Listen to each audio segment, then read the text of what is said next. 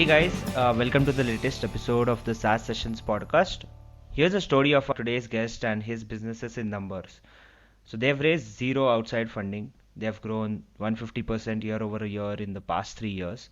They have grown their team from 10 people to about 130 people plus people now, and they've reached a whooping 8.5 million ARR in Q2 2020. So this is a story of Saravana and Kovai.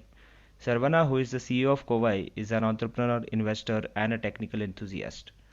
Kovai is a premier enterprise software company offering multiple products at scale, both in the enterprise SaaS segment and the B2B SaaS space.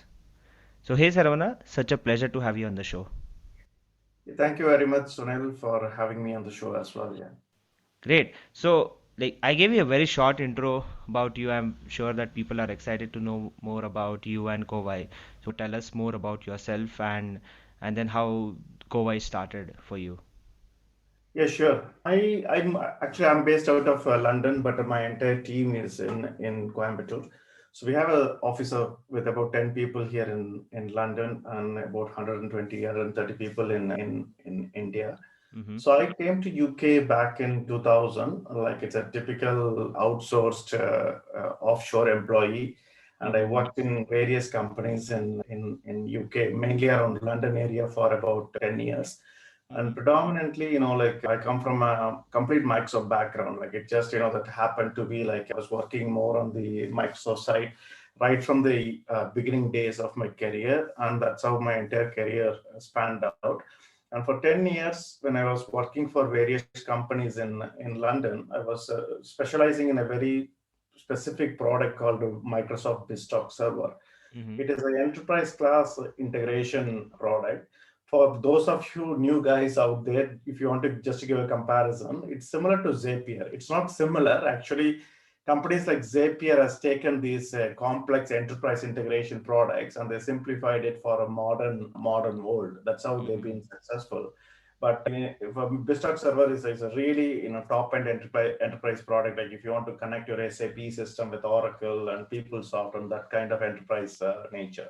Mm-hmm. So I was working for various companies for 10 years and I identified a gap in the product from Microsoft when it comes to dealing with the large enterprise customers, like in terms of security, monitoring, governance, operations, those kind of things. And then I just started it as just like a hobby project. And then in 2010, I just started it as a hobby project. And that's how our first product, BizTalk 360, was Mm-hmm. born.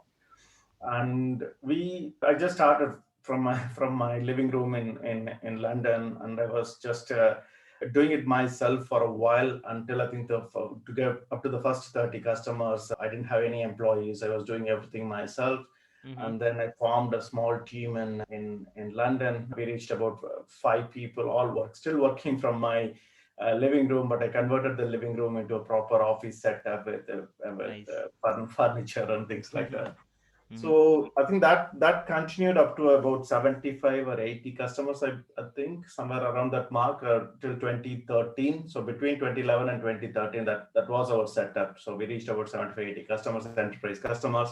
Mm-hmm. And then we saw a potential for the product to grow. And given the setup, it's not feasible to have like a large team here in London. It may not be financially viable for a product company to sustain. So that's when I thought, okay, let me start something in India. And the question came, okay, where in India? Then I, just debated whether Chennai or Bangalore. And finally, I thought, okay, let me do something back to my hometown in Mm-hmm. Coimbatore. And that's Nice. when I thought, okay, well, let's start in Coimbatore. A lot of people gave feedback like, like, okay, you can't find people, good resources. It's going to be challenging. But I thought, okay, like it's a different problems. If you start in Bangalore or Chennai, I might need to struggle with attrition. But in Coimbatore, if I can get handful of good people, I will be able to look after them and scale the company. That was the decision I made in 2013. I think that now, if I look back, that's one of the best decisions I have made. Mm-hmm. Yeah, from there, like we started off with a small office for about 15 20 people office in Coimbatore. And then in 2015 we set up our first proper office in a SEZ area called the Tidal Park, and it's for about 60 seater capacity. Uh-huh. And we've been there for like nearly 5 years. So since last year, 2019, we were there. And then we decided, okay, okay, in the meantime, we also started investing in other products. We saw this opportunities coming, and then in 2017 we decided document 360 is a Mm-hmm. huge gap on the self-service knowledge base. So mainly for any SaaS companies having like a knowledge base right now, they use products like intercoms, Zendesk, Freshdesk, etc. Mm-hmm. But they are not predominantly focused on knowledge base. They are very, they just focus more on a customer support, ticketing, and chat, and they pay very little attention to the knowledge base side of things. And this is the Mm-hmm. pain point what we have faced ourselves when writing documentation for our enterprise products like Bista 360. And that's Mm-hmm. when we thought there's an opportunity, and then we started building that product, and now it's actually one of our fastest growing product in the company. And in last year, 2019, we decided, okay, we will take a next big step. And we set up our new office in Coimbatore for it can take up to 260 people capacity. And we Mm-hmm. invested quite significantly. I think the goal is, to get the best office in Coimbatore. So we Got it. invested about $1.2 million in Coimbatore just on infrastructure, internal Nice. infrastructure. So Mm-hmm. that's a massive investment for a city like Coimbatore to, we wanted to, ideally, we look after companies like Zoho and Freshworks, and we feel, okay, nobody has taken that spot in Coimbatore, so why Totally. can't we take it? And that's why we thought, okay, we are putting a 10-year plan, so where we wanted to be in 2030, and we invested in that office. And it's still, due to COVID situation, it's not opened yet. We couldn't open because it was supposed to open April, Mm-hmm. just at the edge of COVID. And it's still we have everything set up, but we are not using it full fledged. There are only like about 10-15 people visit for some regular things, but other than Mm-hmm. that, the office is not there. Okay, yeah, I think I Yeah. covered everything. Maybe I just gone too No, over. that's really interesting, but Saravana, like, great story, and I think it's a really good thinking and a good choice of selecting Coimbatore over Chennai and Bangalore, because I think it's the next big thing happening in South India for SaaS, right? That's great, and I had a fellow founder from Coimbatore who is Surinder from Adapt. They're also based in, and he was also on the show before, so that's really interesting. Great. And talking about Kovai and your early days at Kovai back in 2010, 2011, right? Yeah. So you you're bootstrapped, right? You have not raised any outside funds, and I'm sure that there would have been some cases where you have thought of raising outside funds. You would have approached investors, or investors might have approached you. So what was the motivation behind keeping Kovai bootstrapped and not touching outside funds for growing or for scaling up? Yeah, okay. I think whether you need funding or not is a decision you need to make, because in my view, like a lot of times you don't really need the funding, or basically, if you don't need the money, you don't take it. That is why, like we've been bootstrapped. There's nothing against, we wanted to, we are not we didn't want to, just simply say we will be bootstrapped all the time. It happened to be like that because our first product, Bistock 360, luckily it happened to be an enterprise product with a big ticket price point. So we're talking about at least a $10,000 revenue per customer, but that's the kind of market we were in, and we Mm-hmm. are constantly getting new customers all the time. So we are closing anywhere from 5 to 10 customers per month, and consistently month on month. So Mm-hmm. when you have that kind of a cash flow, like 15 to 100, 50 to 100K revenue per month, new revenue per month, and your team size is relatively low, there was no necessity for us to raise any capital. And that is one point. And the second point is not all the products will require money, because if you look at Bistock 360, it's a very niche market. And even if somebody gives me, like a $5 million, I cannot spend that money and then acquire more customers, because there is no opportunity for you to throw money and get more customers. So it's only can grow organically. So there's no necessity again from that point of view. I couldn't, I can't utilize the money if I had raised it. And the third point is investors probably will not every business is suitable for investors, right? So investors want a high growth business. They want to see their money for 3x or 5x in like 5 to 7 years time. And Biztalk 360 is clearly not that kind of business. It's actually like a very niche segment, and the market size is relatively low, and it's a good for to reach to a certain level. That's not ideal for a VC thing, and it also very difficult to explain to a VC what we are doing. It's like security companies. Some of the security companies, it's very hard to there's only a segment of VC will understand what it is, and then they can go and invest. So these are all some of the reasons why we didn't really raise the money. And what happened was, when we were continuing in that same mode of very frugal, cost effective way for a few years, of course you accumulated your backup and cash flow significantly. Then you reached a point automatically you don't need money anymore. And that's what happened. Like for first 4 or 5 years, we were very focused. We only focused on profit, and we didn't really look at scaling at any cost model, what a lot of companies are doing now. So you just optimized for first 4 or 5 years. We were very focused, and then we built up the pot, and then eventually it became, we don't need external money. So we have enough funding at the backup, and then there's a new revenue coming constantly. There are new products coming in the company. They are also making money. And it created that snowball effect of, okay, you're self-sustained automatically. And that's what Got happened it. here. That's really interesting. I mean, considering your customers as your investors, that's also a great way to grow and scale up, right? Great points there, Saravana.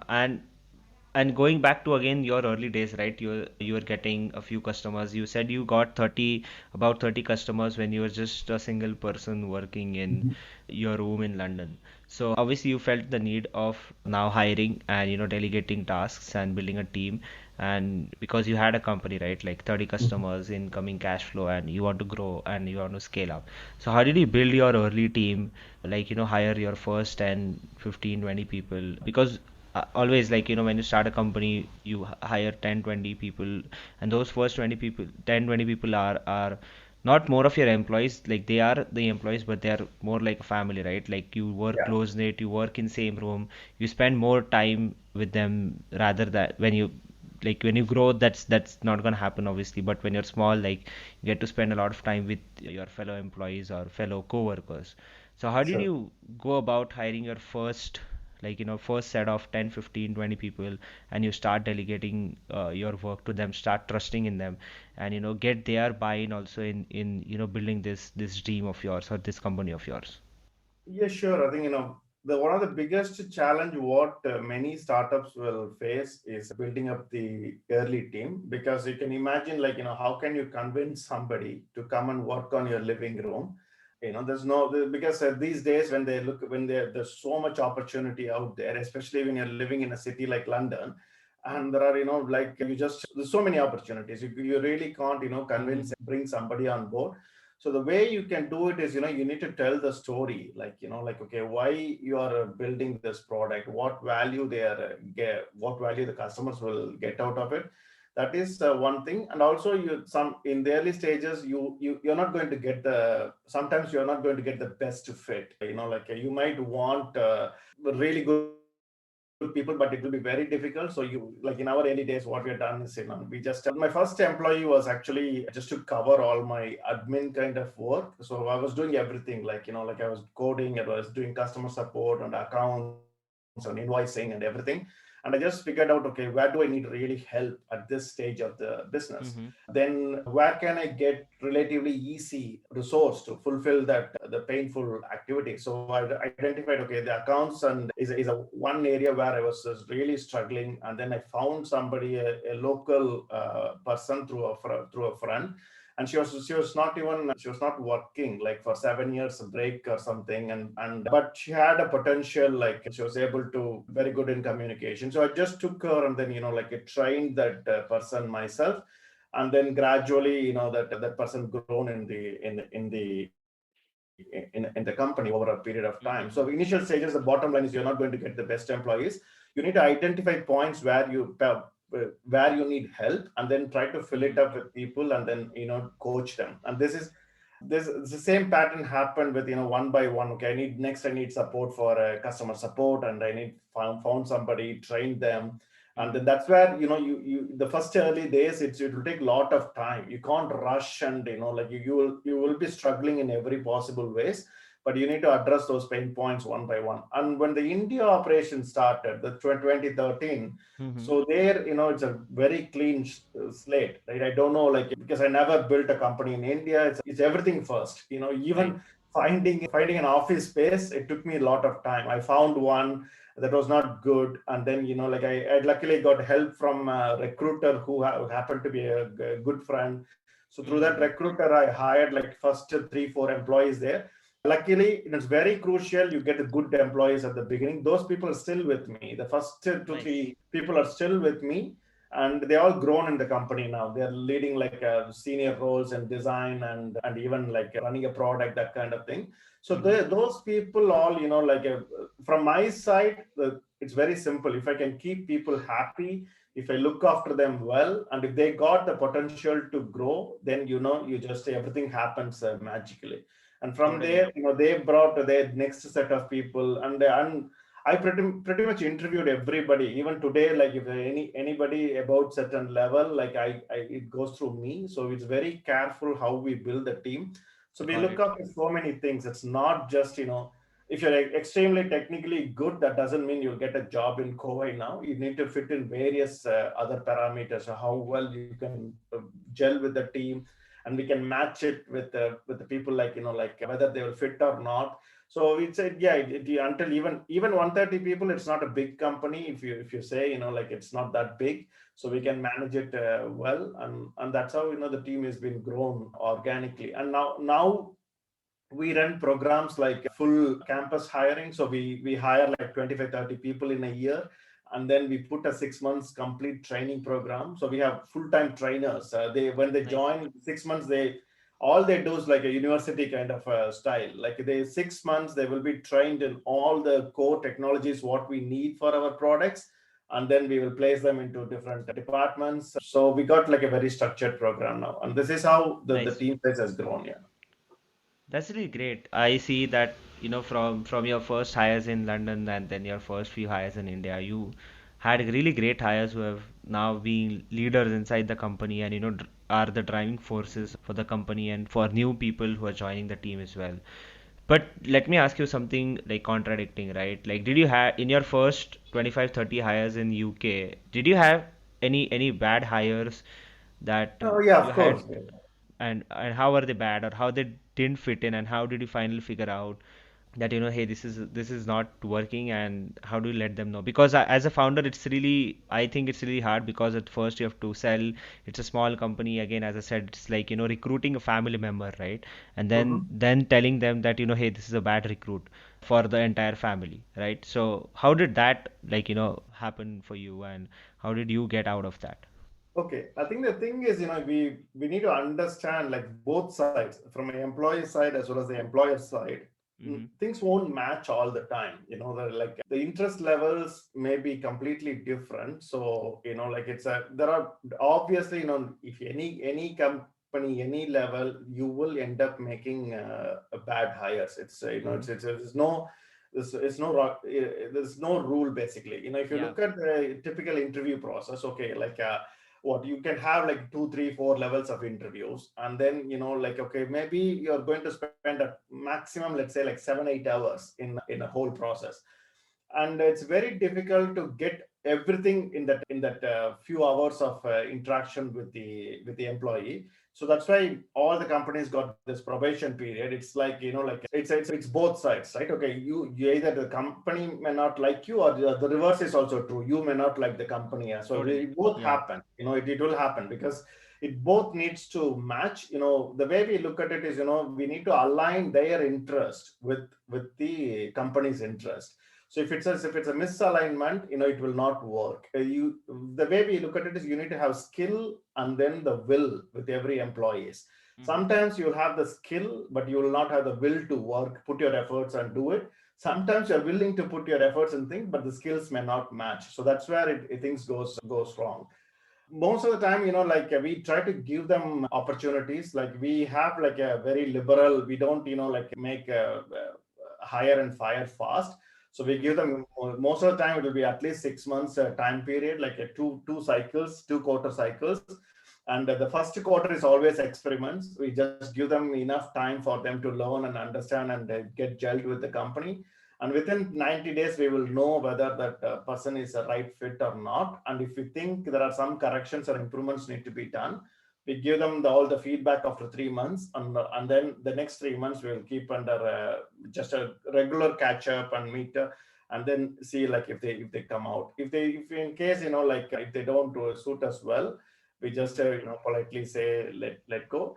That is one scenario, and there is also a scenario where experienced people go wrong after a few years as well. That will also happen. Like the reason for that is people might become very tired after 4 or 5 years working in a similar kind of environment, and gradually their performance will start degrading. So the way we solve that problem, we understand, yeah, for anybody as a human being, it's not sustainable to do the same job, same kind of thing for a very long time. So we just keep moving them and try to give them exciting stuff or give them more growth opportunities. So that's where, like at the early days, it's very difficult. But once you reach a larger size, like, like 100 plus employees, you have a lot of opportunities in the company. And there is a really good, lot of people would have come across a book from Jim Collins, right? Built to Last. It's a very famous analogy called, it's like a bus. Your company and the way you're running it is a bus. There will be people in different seats. Sometimes that seat is not suitable for them. Okay, the front, maybe they're bit sick when they sit at the back side, so you need to move them to the front side, right? So they'll get comfortable.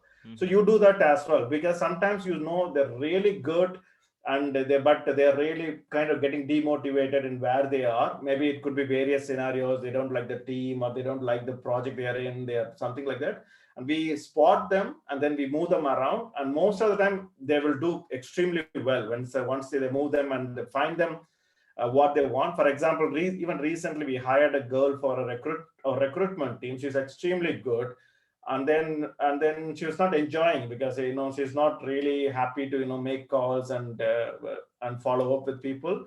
So but we spoke to her and what she wants, and she said she wanted to do something on the sales side, and then we moved her to sales, and now she's performing extremely well. That's how you run the company basically.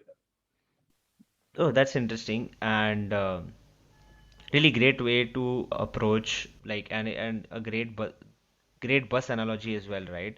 I mean, people are good, but if you put them in the wrong place, they're not gonna be 100% Yeah, it's correct. I think I like this thing from, I think I learned from Girish.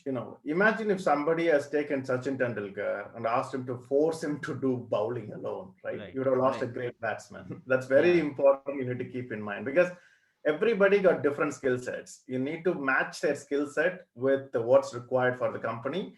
As I said, in the early days, it'll be difficult because you don't have that many opportunities in a company. But once you've grown to a significant level, we can fit them. There are so many opportunities in the company. We can fit them in different places. Totally. Great. So yeah, like, really great insights on, building your first team of 10, 15, 20 people. And it's equally important to, pick and choose your first customers as well, right? Because they are the ones who's going to be working with you to be developing your product. They're sort of your pseudo investors who are investing in your product, and like in return of using your product for sure. So how did you go about like acquiring your first 30 customers all alone, right? Like back in 2010, 2011. Yeah. Okay, I think the few things that really worked out well for me without even my knowledge. So like I'm a really a tech guy. Like still I do write coding some for certain prototypes and things like that. Mm-hmm. I keep a very hands-on tech person. So since 2004, I was telling you, like in the first 10 years I was very focused on this one particular product called BizTalk Server. So Mm-hmm. I was writing some really deep technical blogs, where that time the blogs were very early. People don't casually write blogs like how they're doing it now. They're only like, Mm-hmm. so it's a very small portion of people who are writing blogs at time. So I was writing blogs since 2003, and Oh. so far I've written about 600 articles in the last 15 years, but really good ones. Mm-hmm. So for 7 8 years I was continuously writing, and like I was also in 2007 Microsoft awarded me something called the most valuable professional in that particular area. Mm-hmm. So just to give you the scale, there are only 20 people in the world with that title for the technology. Oh, nice. So you kind of automatically become an influencer within that community. So one side you have that influential banner, and the other side you also have a very powerful content engine, like a really good blog.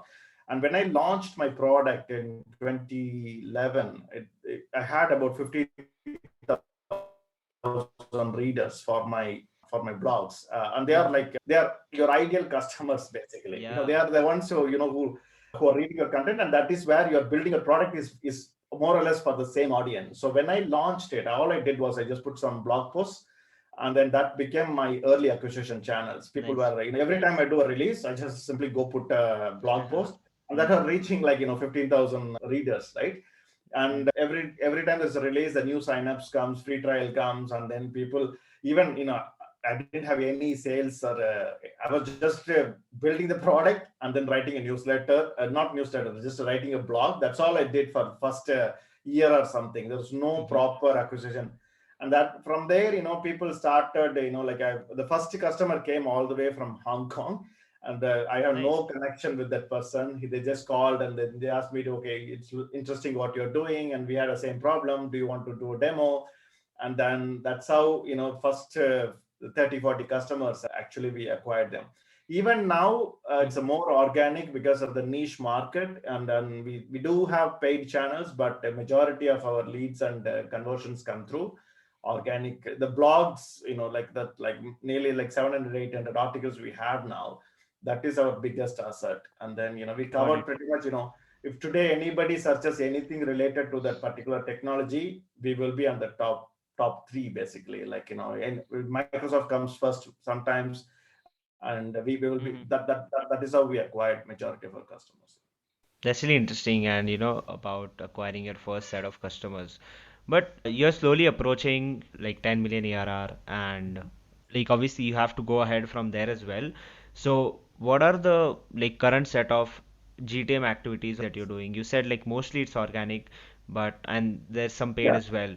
But what are some of the new things that you're trying on the marketing front, since you said it's a very niche market, and it's not understood by like many people, but obviously there are people who understand it. So how are you, like, what is your approach now in going behind those people? As you said, you don't need investor money for that because it's not like you throw in money and you get customers. But then how are you approaching new customers, right? Like, is it, I know it's organic, but what are some of the different No, channels okay. I think that you yeah, we didn't talk much about. You did mention in the intro, like we are a multi-product company. So uh-huh. we are actually a proper multi-product company. Got So it. far, all our conversations went back to the original BizTalk Best talk, 360. got it, yeah. Right, today we have four products. Three of them are main. One is more of auxiliary product. Mm-hmm. So we got different GTM, different Mm-hmm. products. So Mm-hmm. BizTalk 360 is a very niche market, and that is mainly through organic, and that's why that's not a really indefinite scale business. That is going All to right. be very niche. That's why VC money is not required for that. But if you look at Document 360, right, that's a typical SaaS product where like you need to acquire the customers and then nurture them, Mm-hmm. and then convert them there. Mm-hmm. For document 360 we use all those standard GTM strategies what any SaaS business will do now. That basically it may sound complicated, but if it will come down to there are only like 4 or 5 channels available for you. You go Mm-hmm. for organic, of course. You invest in content and SEO. So we have a team of people doing that. So they do kind of research on important keywords we wanted to go after, and then we write some really good content. That is one channel. And the second channel, of course, you have the paid PPC through Google and Bing. That is another channel which is pretty straightforward. So Mm-hmm. you go after the same keywords where you cannot rank up, and you don't have enough content. There is a really tough competition out there to come out, and you go. That's where you need money to throw, and then you get them through the paid channel, Google and PPC. The Got it. third, of course, is this all the review sites are good as well. Like we Captera, G2, and Software Suggest, and there's a bunch of them. So Mm-hmm. there we go both paid and organic as well. So that becomes your third channel. And Mm-hmm. we also run a podcast specifically for knowledge base people like who are tech writers in SaaS companies. We focus on that audience. So it's Uh-huh. called the knowledge base ninja. So we publish about 4 or 5 episodes a month. It's done by one of our customer success person, and that is another Nice. source as well. And what else? I think, and we have, of course, retargeting and Google Display and Facebook and Mm-hmm. LinkedIn and social media. Okay, this is how it comes down to. Okay, the Right. way you need to do it is you need to build a really good product, and you have few channels. And organic and you can get you somewhere, but it's not going to make your business great. You need money to scale those GTM channels, and then you have like a proper sales team, SDRs, and behind the scene to take them, nurture them, and Uh-huh. convert them. It's pretty simple business models. Yeah. So I think it was a great, conversation with you, Saravana. Let's quickly move on to the lightning round. So I have three Mhm. questions for you in the lightning round. So let's get started. Yeah. So first one, what do you know about your work now that you wish you would have known when you first started? I think one thing I realized is, like you will soon reach a stage where you really can't, do proper work. So it may look counterproductive. For example, like these days, if I spend like 5 hours on a task, specific task, it's not scalable. So you need to keep that in mind right at the beginning, right from the early days. You bring delegation as your number one thing. You constantly look out for every time you're doing something.